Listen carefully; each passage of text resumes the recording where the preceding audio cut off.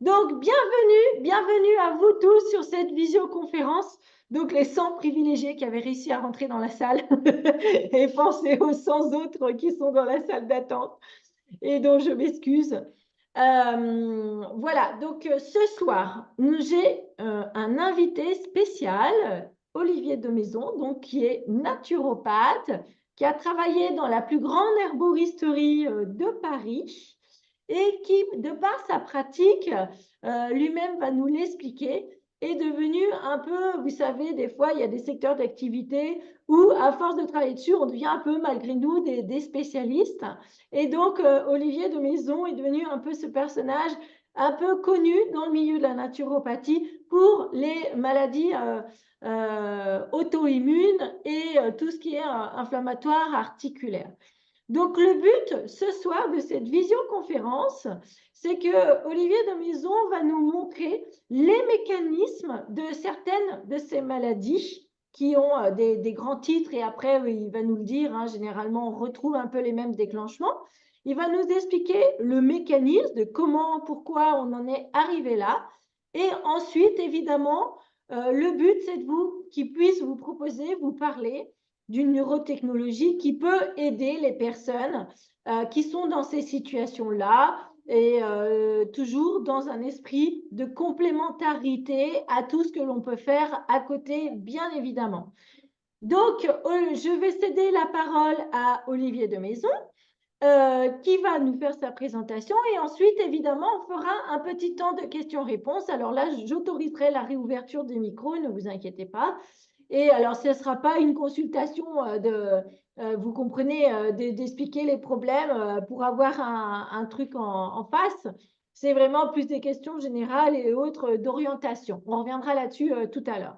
Donc, merci beaucoup, Olivier, de nous rejoindre ce soir pour cette visio spécifique, donc sur un sujet que vous connaissez bien. Je vous laisse la parole et on se retrouve tout à l'heure. Merci beaucoup.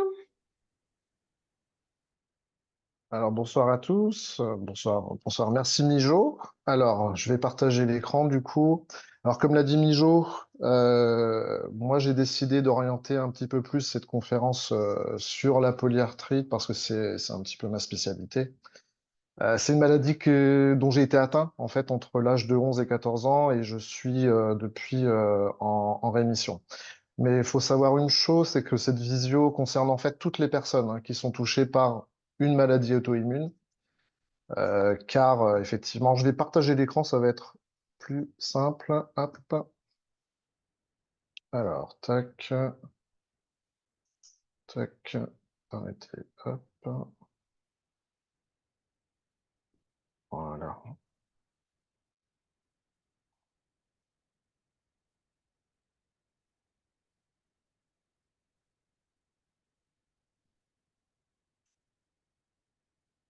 Allez. Alors, du coup, donc, oui, comme je vous disais, donc c'est une visioconférence qui va être vraiment, je pense, intéressante pour toutes les personnes qui sont atteintes par une maladie auto-immune. Alors, pourquoi? Parce qu'on retrouve des éléments qui sont communs à toutes ces maladies. On va essayer de voir les mécanismes dans l'heure qui vient, enfin dans la demi-heure qui vient. Donc, il y a plusieurs maladies auto-immunes. Alors, depuis de nombreuses années, moi, j'ai pu accompagner de nombreux patients sur la polyarthrite parce que je tenais un blog à cet effet. Je, je proposais aux gens d'acquérir une formation qui leur donnait des solutions naturelles en termes d'alimentation, de phytothérapie, etc., pour, on va dire, prendre en charge cette maladie de manière la plus naturelle possible.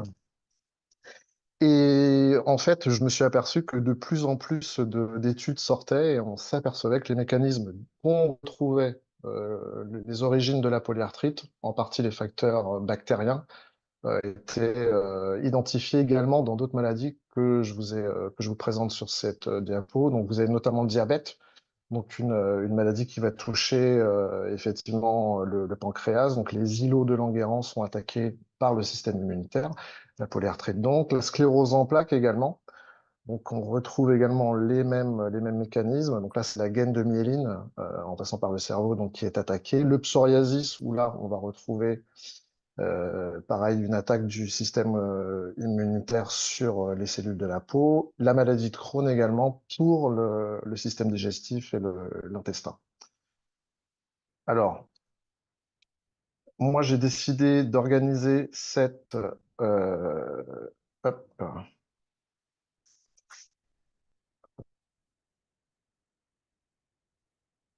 je n'arrive pas à faire diffuser ça. Hop,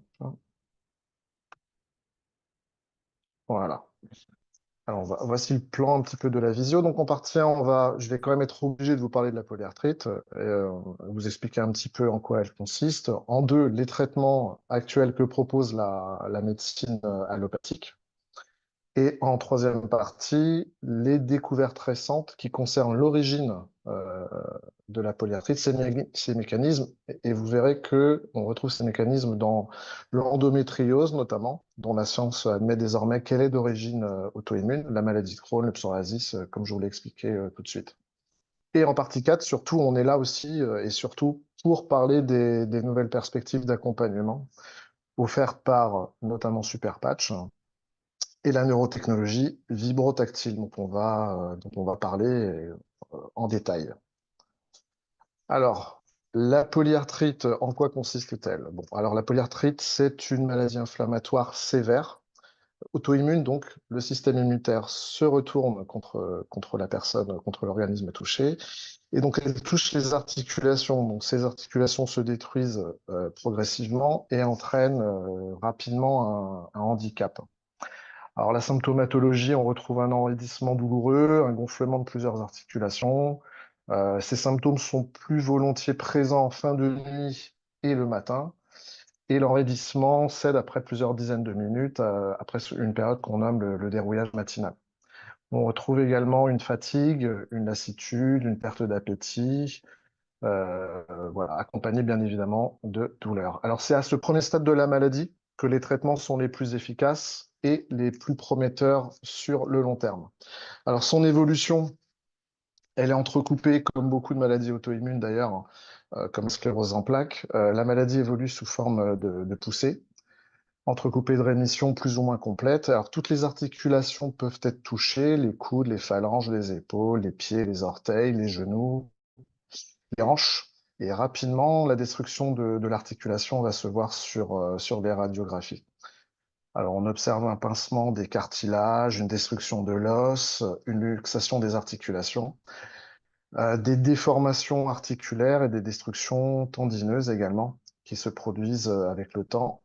Et malheureusement, la chirurgie orthopédique est nécessaire pour réparer et remplacer souvent une articulation par une prothèse. Alors, il faut savoir que dans cette maladie, d'autres organes peuvent parfois être touchés, hein, les poumons, le cœur, les yeux, les nerfs, ce qui nécessite une surveillance médicale quasi continue. Alors, il faut savoir que la polyarthrite est aussi une maladie potentiellement grave et qui entraîne une surmortalité, hein. Elle nécessite d'être prise en charge le plus rapidement possible. Alors, hop, voilà. Alors, on va parler un petit peu des mécanismes de la maladie. Dans une première phase, donc, on retrouve une articulation qui va subir une synovite, c'est-à-dire une membrane synoviale, une inflammation de la membrane synoviale, pardon. Alors, on observe d'abord la présence de quelques cellules inflammatoires, la multiplication des vaisseaux, puis un épaississement considérable du tissu synovial. Cette membrane synoviale elle comporte de nombreuses couches au lieu d'une seule. C'est d'ailleurs un phénomène multicouche qu'on retrouve dans le psoriasis, hein, où vous avez plusieurs couches au niveau de l'épiderme. Et donc, du coup, c'est ce qui crée cette inflammation et ces sensations de démangeaison pour un psoriasis. Alors, le tissu synovial et sous-synovial, ensuite, est infiltré par des cellules inflammatoires. Ensuite, ces cellules vont détruire les structures aux alentours, le cartilage qui s'érode, qui s'amincit, et l'os, au sein duquel apparaissent des encoches et qui, finalement, se déminéralisent tout autour de l'articulation. Alors, rapidement, les tendons et les ligaments peuvent être attaqués et se rompre. Alors, pour savoir si on a oui ou non une polyarthrite, il existe ce qu'on appelle un test anti-CCP. Je vous passe la signification des initiales. Donc, c'est un test qui est fiable à 98%. Il y a aussi le test HLA, le HLA-B27 et d'autres qui permettent de savoir si on a une prédisposition génétique à ces maladies auto-immunes, les polyarthrites notamment. Et il y a également un test qui s'appelle le RA-test qui mesure un autre anticorps chez les patients pour savoir il y a bel et bien un facteur rhumatoïde. Alors, qu'est-ce que propose la médecine allopathique comme traitement? Et là, ça devient intéressant parce qu'on va se rendre compte qu'il y a toute une tonne d'effets secondaires et qu'on aimerait bien éviter.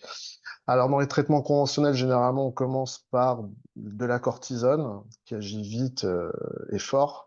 Donc, cortisone à faible dose, en attendant l'action des traitements de fond qu'on va souvent devoir mettre en place dans une seconde phase.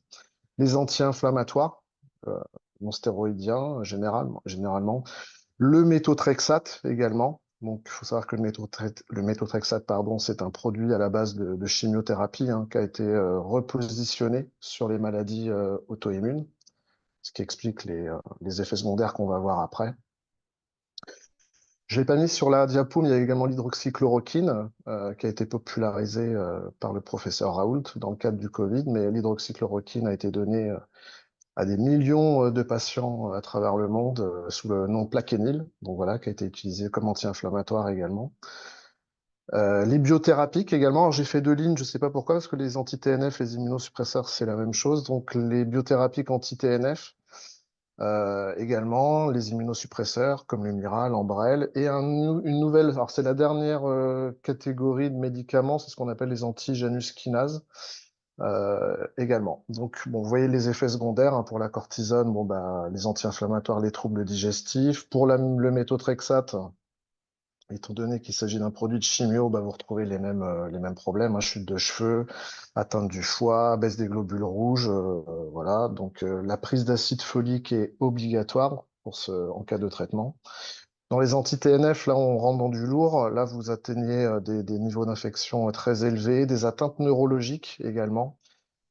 C'est bien sûr toxique pour le foie, une hypercholestérolémie, des perforations digestives, une prise de poids. Et un effet secondaire qui a été identifié maintenant depuis quelques années, il s'agit des troubles dépressifs. Donc, on a une grosse prévalence de troubles anxio-dépressifs chez les gens qui sont sous anti-TNF, qui atteint quasiment 40%. Donc c'est quand même assez énorme. Bon, les immunosuppresseurs, bien évidemment, on fait baisser votre système immunitaire, vous êtes sujet à des infections à répétition. Alors plus grave, c'est les effets secondaires comme des anti-Janus kinases, où là, sont carrément documentés. Les effets secondaires que je vous dis, c'est les effets secondaires qui sont mentionnés par les labos. Donc c'est pas des trucs qu'on sort du chapeau.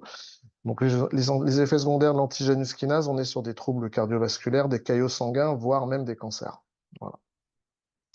Alors, là où ça devient intéressant, c'est en 2017, il y a le Maximilian Koenig, professeur en médecine rhumatologique à l'université Johns Hopkins de Baltimore, qui a fait cette découverte en 2017. Donc, il a publié ce papier qui a été depuis relu, revu et validé par une grande partie de la communauté scientifique et qui décrit l'intégralité en fait du processus de déclenchement de la polyarthrite rhumatoïde. Et vous verrez qu'en fait c'est un mécanisme on retrouve dans dans les autres maladies auto-immunes.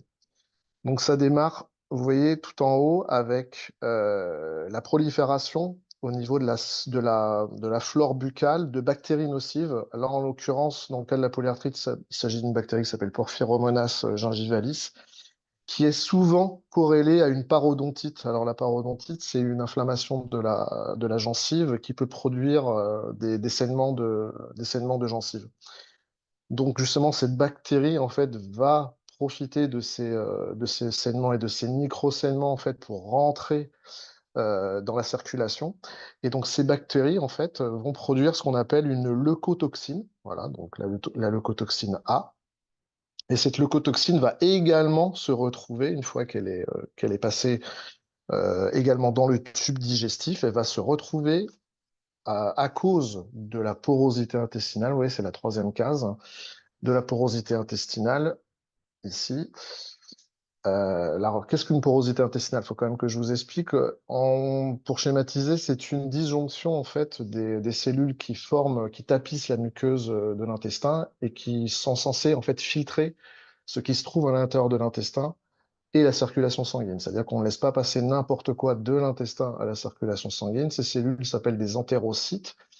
Et dans le cas d'une porosité intestinale qui peut être liée à plein de choses, hein, à une alimentation, une mauvaise alimentation, à la pollution, à énormément de choses, hein. Et donc du coup, ces entérocytes se séparent et vous vous retrouvez en fait avec cette leucotoxine qui arrive à franchir l'intestin et qui rentre dans le sang. Et donc le passage dans la circulation sanguine, voilà. Et donc, on arrive à la suite, donc la suractivation des enzymes de citrullination. Bon, c'est un peu technique, mais en gros, ces enzymes, en fait, vont modifier la forme de certaines protéines dans le sang et dans certaines articulations, ce qui les rend donc non fonctionnels et nocifs pour l'organisme. Donc, modification protéique dans le sang. Le système immunitaire identifie ces protéines comme étant des dangers, des antigènes, puis les attaque avant d'attaquer l'articulation tout entière. Alors, par le phénomène, c'est un phénomène qu'on appelle de réaction croisée, que je vais vous expliquer après. Donc, ce phénomène de réaction croisée provoque une inflammation, une déformation et une destruction articulaire. Donc, ce qu'on appelle la réaction croisée est une réaction erronée du système immunitaire. Ça s'explique par le fait que le système immunitaire associe la mémoire d'une bactérie ou d'un virus qui, lui, est réellement toxique à cette nouvelle bactérie, en fait, à laquelle il est confronté, mais qui n'est pourtant pas totalement identique et ça déclenche pour le coup une attaque complètement injustifiée. Alors, ce qu'on a découvert maintenant depuis quelques temps, c'est que ce schéma, d'origine, on va dire cette cause d'origine bactérienne, se retrouve de manière identique dans d'autres troubles auto-immuns comme par exemple dans le cas de l'endométriose. Donc là, c'est tout nouveau, là, c'est une étude japonaise qui date de juin 2023. Donc là, on s'est aperçu qu'une bactérie qu'on trouvait également dans la bouche et dans l'intestin des personnes atteintes, des femmes atteintes d'endométriose, on retrouve cette bactérie qui s'appelle le Fusobacterium chez 65% des femmes souffrant d'endométriose, alors qu'elle n'est que d'à peine 10% chez les femmes non souffrantes. Donc, même chose, cette bactérie produit une leucotoxine, etc., et qui vient se déposer au niveau de l'utérus et de l'endomètre. Dans la sclérose en plaques, on retrouve également le même phénomène. Donc là, c'est une étude de l'Université de Cornell à New York qui incrimine, elle, la bactérie Clostridium perfringens, qui produirait également, pareil, une leucotoxine qui s'attaquerait, elle, à la gaine de myéline, ce qui fait que les gens, effectivement, connaissent tous ces symptômes en passant par le cerveau, du coup. Donc on retrouve ce même type d'études, hein, je ne l'ai pas fait pour chaque maladie auto-immune, mais chez Hashimoto, pardon, sur la maladie d'Hashimoto au niveau de la thyroïde et la maladie de Crohn, donc également, qui tapisse l'intestin. Alors, du coup, là, on va un petit peu bifurquer sur la technologie Super Patch parce ça va nous permettre de faire le lien sur les nouvelles solutions que nous offre la technologie vibrotactile proposée par Super Patch. Donc il s'agit, bah, comme vous le voyez sur la petite photo, il s'agit d'un petit patch en fait que vous changez tous les jours. Ils ont une durée de 24 heures, donc il faut bien les changer toutes les 24 heures.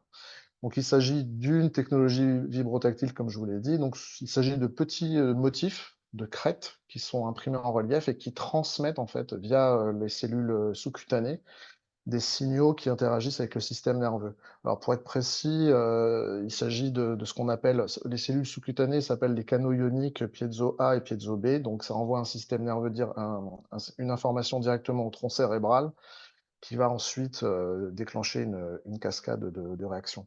Donc là, ce qui est très intéressant avec ces neuropatchs, c'est qu'ils sont déjà cliniquement testés et approuvés.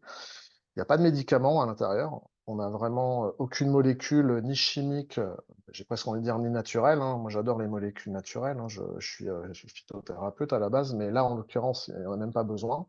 pas d'interaction avec un quelconque médicament. C'est une technologie quand même qui est utilisée par plus d'1 million d'utilisateurs et on a un taux de satisfaction de 95% qui est assez exceptionnel, que bien des labos envieraient. Donc, vous voyez, alors du coup, en fait, le principe, le mécanisme de ces neuropatchs, la théorie est plutôt que chaque fonction physique, émotionnelle ou mentale possède son propre neurocode, un message spécifique. Donc du coup, effectivement, ces reliefs touchent notre peau, ils envoient des messages au cerveau. Le cerveau et le système décodent immédiatement ce message et enchaînent en fait avec une cascade de réponses.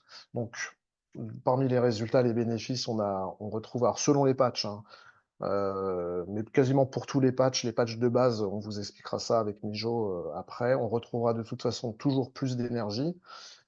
Certains patchs vont permettre une perte de poids, une meilleure gestion de la digestion, une atténuation des douleurs, un sommeil restauré et de toute façon un meilleur équilibre et une meilleure qualité de vie.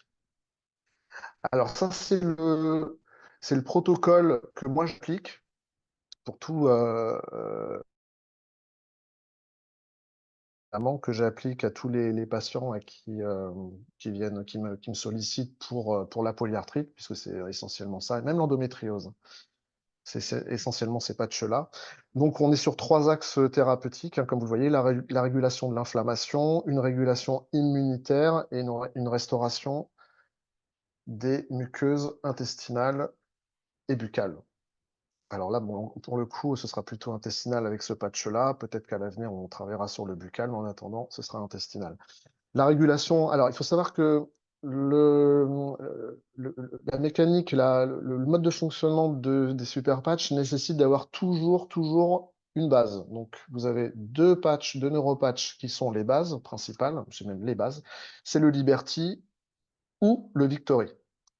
Voilà, il y a une petite différence entre les deux, mais généralement on aime bien démarrer, surtout dans le cadre de maladies auto-immunes, moi j'aime bien démarrer avec le Victory parce qu'on a vraiment un effet revitalisant, très puissant dès le premier mois, et ensuite on peut basculer éventuellement sur le Liberty, mais moi j'aime bien démarrer avec le Victory, auquel moi je vais associer le Freedom. Donc le Liberty et le Victory que vous voyez les deux en haut ont déjà une composante anti-inflammatoire, mais le Freedom c'est vraiment le patch antalgique, antidouleur et anti-inflammatoire qui a fait l'objet d'études qu'on a déjà présenté sur le Zoom précédemment. Donc, on a un taux de satisfaction, pareil, qui est très élevé. On a une diminution qui est estimée à 80% sous 2 à 3 semaines. Donc, c'est quand même des résultats, pareil, hein, qui sont bien au-dessus de traitements qu'on trouve sur des anti-inflammatoires ou sur des antalgiques classiques.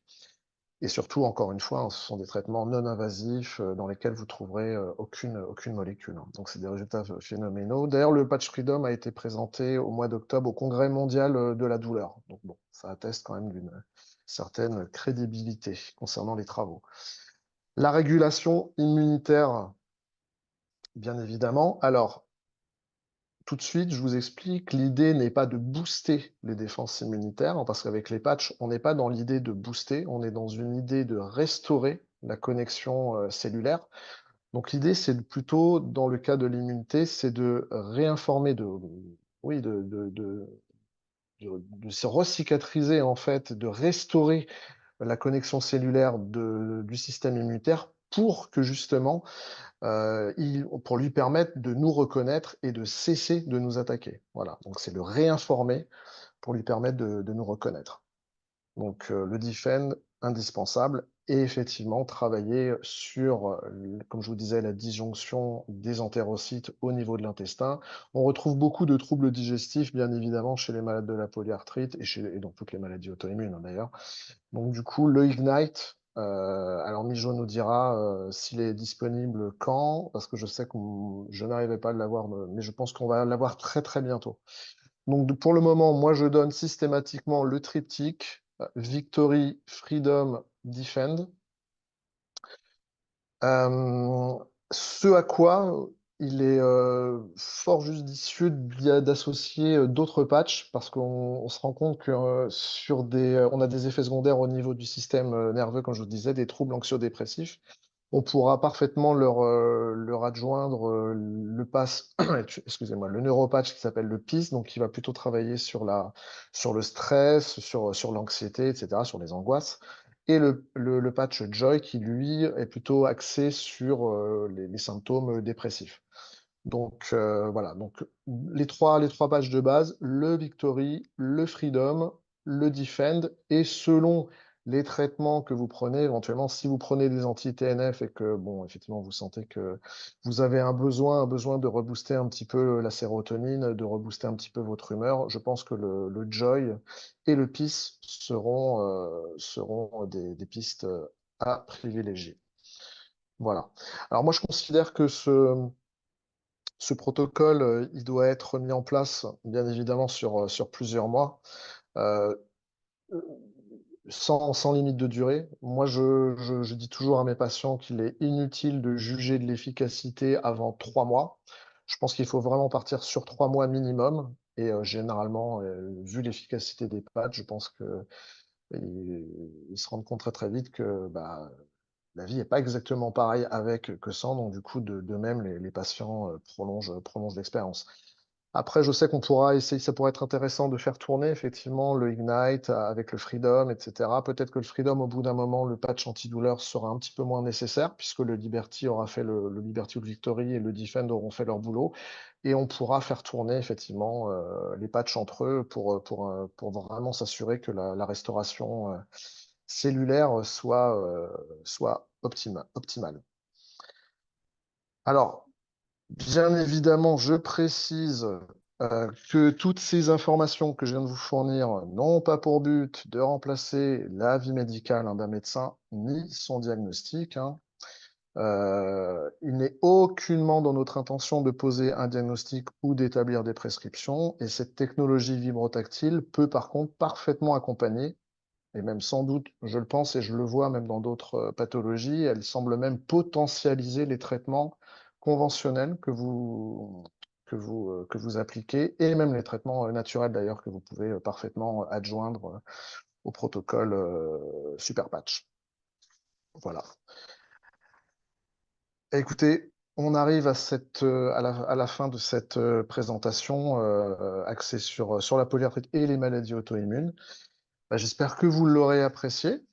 Je vous remercie de votre présence, même si bah, j'aurais aimé qu'on soit un peu plus que 100, mais bon, écoutez, je pense qu'avec le replay, on atteindra des centaines de spectateurs. Et du coup, bah, je vais te rendre la parole, Mijo, si ça te va.